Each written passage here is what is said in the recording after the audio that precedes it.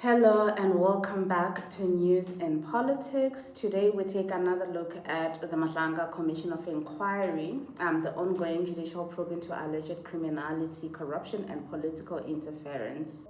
The Minister of Police testified today, and he testified about the letter that he sent on the 31st of December.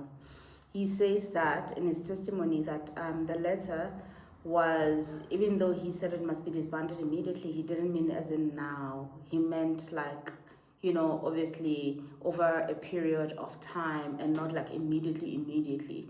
So basically, no one should have taken his word as his word. They should have said, it's that thing, like when you say, I'll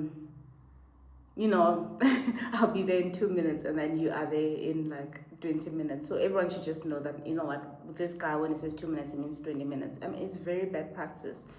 But yeah, it was very interesting because, first of all, if it is not urgent, like you're saying, then why are you sending the letter on the 31st of December when everyone's jolly?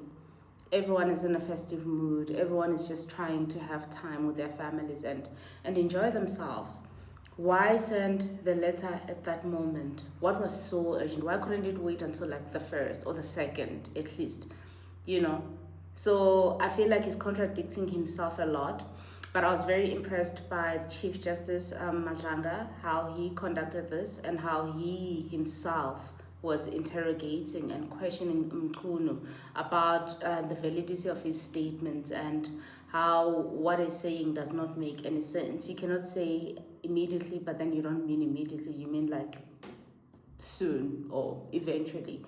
It doesn't make any sense. So it was very interesting to see the exchange between the two, like power versus power. That was very interesting to see, and that's what South Africans want to see. We don't want to see them grilling like the lower guys and then using them as scapegoats, people who do the bare minimum, who don't have any power or any influence. Yeah, crime is crime, but I'm just saying it's impressive to see the big guy getting hammered and we are getting somewhere. It shows that as a country we are being taken serious and we are going somewhere. So far, no direct link has been drawn between Madlanga and Mcunu. Direct links have been drawn between Nikiwe and Mcunu. Nikiwe himself admitted to meeting Nikiwe and Madlanga. Nikiwe admitted to meeting Madlanga, and Madlanga giving him certain information. He didn't know that Madlanga is a criminal. But so far, nothing has been drawn between Mcunu and Cat. It'll be interesting to see if anything can be drawn, if a link can be drawn. Cat didn't draw a link with himself and Mcunu. He never said I paid him. He never said he came to me to help him with his political career. He didn't throw him under the bus, basically. So it'll be interesting to see if they have any evidence, any tangible evidence against the minister. Because this is what this whole thing was about. The 6th of July, when Mcunu went up there to say there is a problem in our country, he pointed out Mcunu. He didn't point out Nikiwe immediately, but he pointed out Mcunu and said, this is the guy that has links with Madlanga. So it will be interesting to see bank statements, whether any payment exchanges, were there any meetings or any text messages that show that those two have linked up before in person or over phone calls? Were there any payments the same way that they could show that Madlanga paid Julius Mcunu? Can they show that Madlanga paid Mcunu? Because what that would mean is that maybe his intention, if they can't put any links, then that would mean that his intention of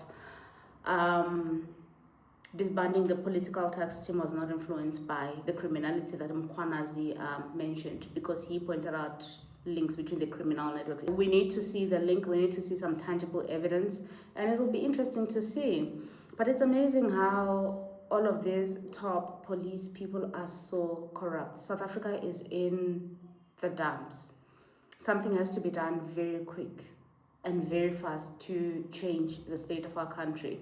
Guys, you cannot keep voting for parties that are putting you through this. We need to exercise some self-love as citizens. What are the police ministers doing meeting with criminals? Why would you go again and vote for a party that does that? But also we need to understand, how do they employ these people? Because from what Mkwanazi, the way he was speaking, and that lady, Dr. And the lipstick lady as well, the way she was speaking, so unprofessional, so, oh my God, like how on earth are these candidates employed? What are the processes? I'm starting to question a whole lot about our government and about how things work and how things have been done for so long. It's crazy. We cannot keep going through this as a nation. So the local elections are coming up next year. Let's vote wise, guys. Let's vote wise. Let's stop voting for people because of race. We need to stop voting for people because we are black and they are black, and voting for people because you are white and they are white. It doesn't work. What this does is it promotes what they've been doing for so long, which is catership, which leads to criminality because they know that they've got each other.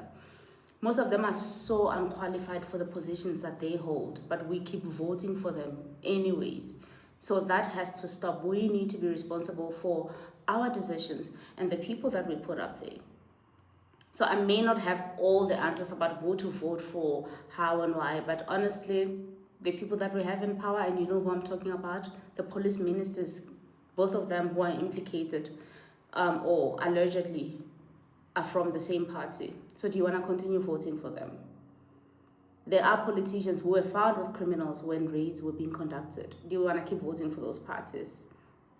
Think about it. Think about it, guys. Anyway, that's just me.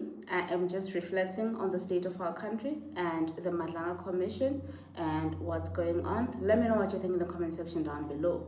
Do you think we can recover from this? Do you think South Africa can still be saved? Because that's what I want to hear. I wish that we can still save this country. I hope it's not too late. And I hope the rot is not too deep. Anyways, let me know what you think in the comment section down below. My name is Nikiwe, and this is News and Politics. I'll see you in the next one.